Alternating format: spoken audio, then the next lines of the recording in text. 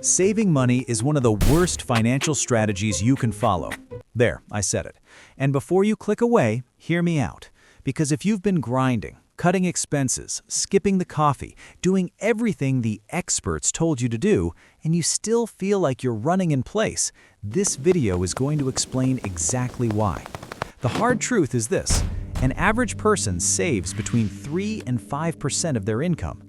And after 40 years of doing that, 40 years, the median retirement savings sits at around $87,000. That's not retirement. That's 18 months of living expenses. Something is fundamentally broken in the way we were taught to think about money. Here's the story nobody talks about. You get your first real paycheck. You feel responsible, so you open a savings account. You set up an automatic transfer, maybe $166 a month. You tell yourself, this is the right move, this is discipline, and for a while it feels good. But then 5 years go by. You check your balance, you've got around $10,000 saved, and you feel stuck because rent went up, groceries went up, your car insurance went up. Inflation quietly ate 30% of what that money was actually worth, and you realize the game is rigged, not against you personally, but against the very strategy you were handed. Here's the tension nobody names directly. Saving money is reactive. You earn, then you save what's left. But building wealth, that's a completely different game, and the rules are not the same. So what actually works? I'm going to break it down in a way that will make it feel obvious, but only in hindsight, and that's the part that's going to stick with you. If you're not subscribed yet, now's the time. Like this video and subscribe now.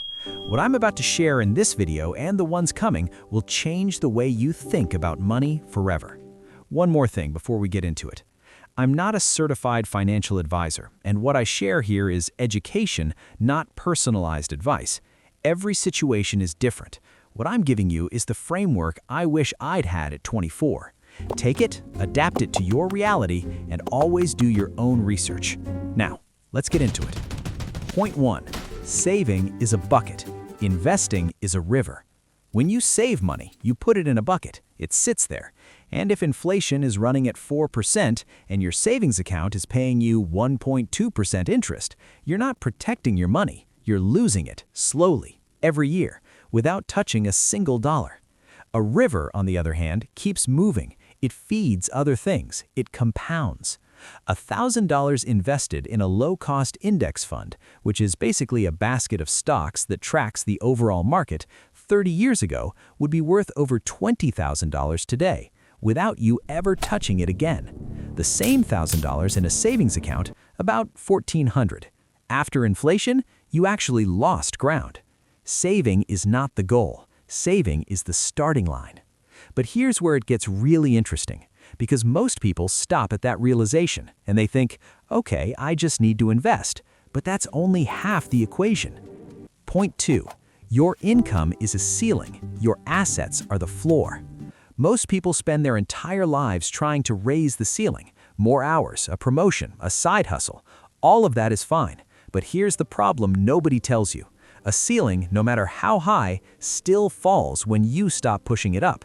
Assets, things that generate money without you acquiring your constant presence, those are the floor. They're what holds you up even when you stop. Think of it this way. Your salary is a treadmill. The moment you stop running, it stops paying. But owning a rental property, holding dividend-paying stocks, or building a digital product, those are assets that work while you sleep. They're not glamorous at first, but they're permanent. And what most people never realize is that the gap between the wealthy and everyone else is not a gap in income. It's a gap in how many assets they own versus how many liabilities they carry.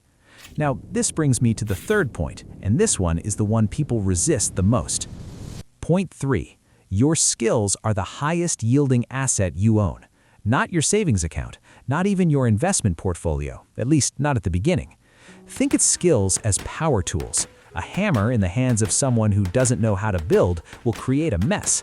The same hammer in the hands of a carpenter generates income for decades. The tool didn't change, the operator did.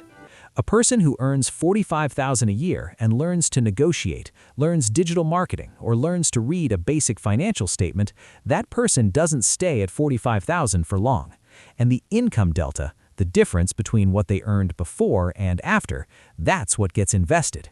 That's what builds the floor. Skills compound just like money does, except the government can't inflate them away and the market can't crash them overnight. But here's the real question, and I want you to sit with this.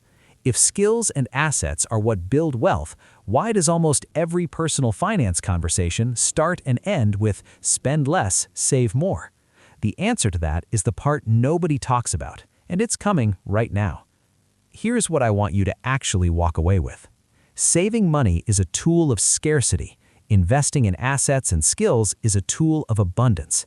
And the reason the system keeps pointing you towards saving is because a nation of savers is predictable, manageable, and profitable for banks.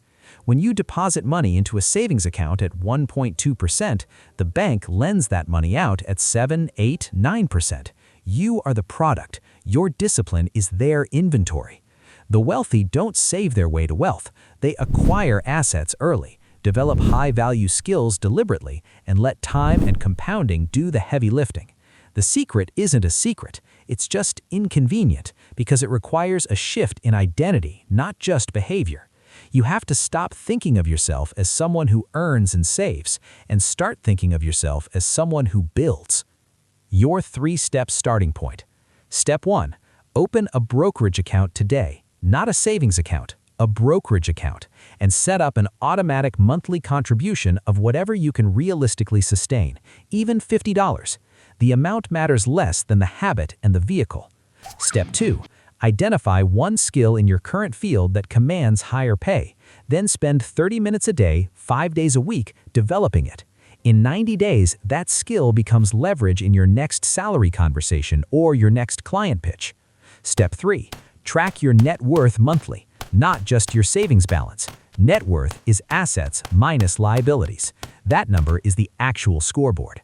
Once you start watching it, you'll stop making decisions that feel good and start making decisions that score points. Wealth isn't built in savings accounts. It's built in the gap between what you earn, what you own, and what you know. Savers trade time for security. Investors trade discipline for freedom. That's not a slogan, it's arithmetic. If this video opened your eyes, the next one goes even deeper. Subscribe so you don't miss it, and if you know someone who needs to hear this, send them the link. It might change something for them. I'm Ted, and this is Smartvestor. I'll see you in the next one.